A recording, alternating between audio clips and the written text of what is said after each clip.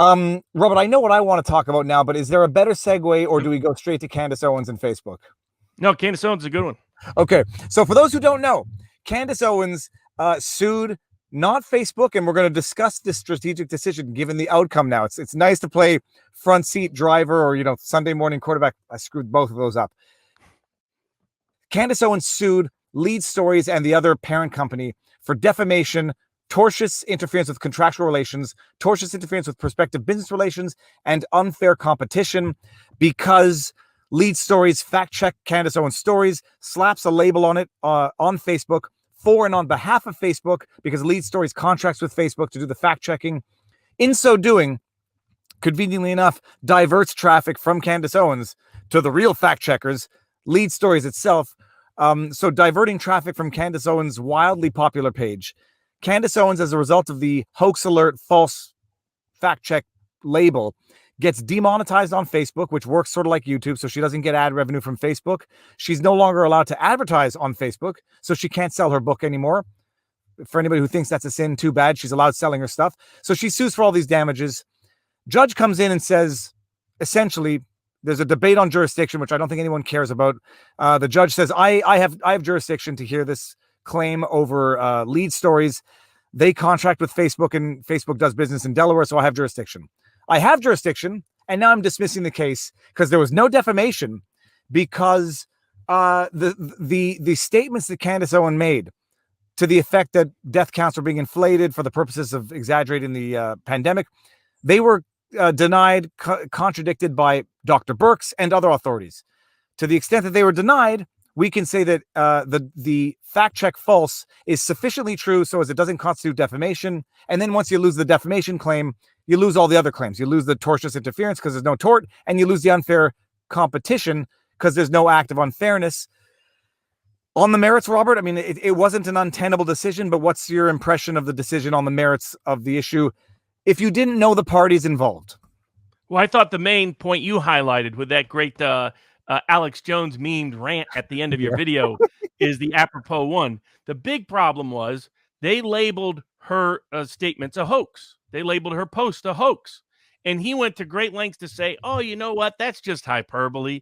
And he actually said this with a straight face. He said, no reasonable person. Now, this is the legal standard he had to come to the conclusion of. But he said, no reasonable person would conclude that the alleged allegation of a hoax by a fact-checker organization actually has any factual implications whatsoever. It was a preposterous claim by a politicized court. I'll go even one step further in the description. The judge said nobody reading Hoax Alert would have understood it to be that Candace Owens was propagating a lie. They would have merely understood it to mean that they have to read it with a more cynical, scrutinous eye. And now the funny thing is, I'm sitting there, Robert, on a paddle boat, because this is where I'm thinking about the Candace Owens video. And I was like, geez Louise, that's exactly what Alex Jones said when he came out and said another tragic event was a hoax.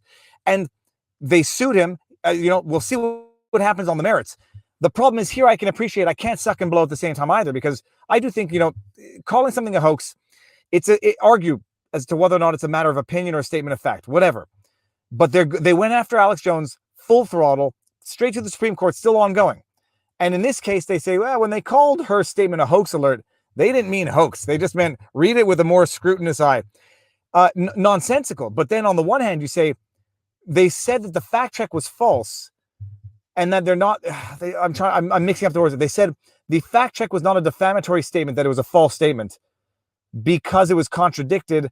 And at the same time, they go and say that calling it a hoax was not a factual statement either, because it just meant read it with skepticism. I mean, the case law, I don't know the case in that decision. I mean, what was the underlying case law? Yeah, the problem with that's the most problematic aspect of his decision, because legally he has to determine not whether he as a judge thinks that. He has to conclude that no reasonable person could possibly interpret a hoax alert from a fact-checking organization as having anything to do with facts. I mean, just that statement is frankly ludicrous. What's ludicrous is the judge's statement. That's what's ludicrous.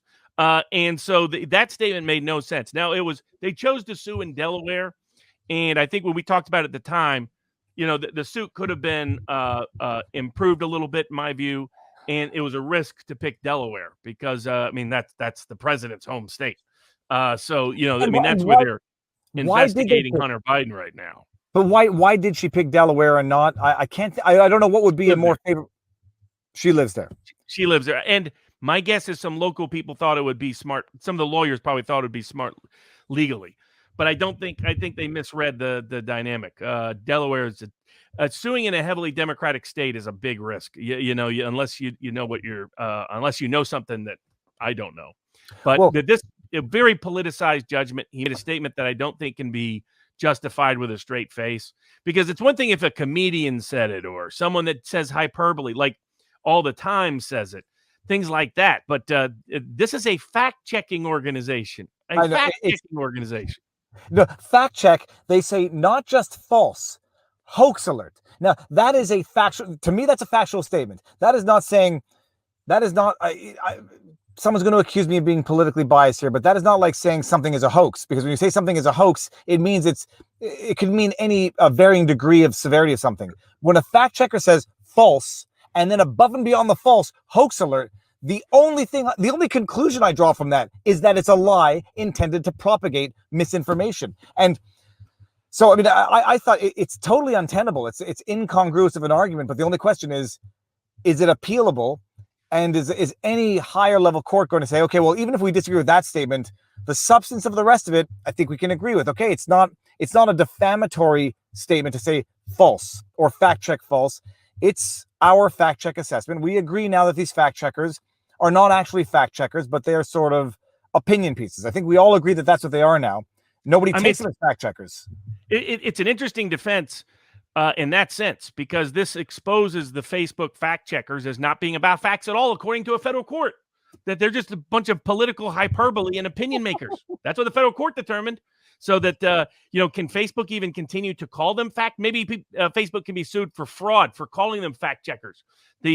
So I think that she has a very robust appeal.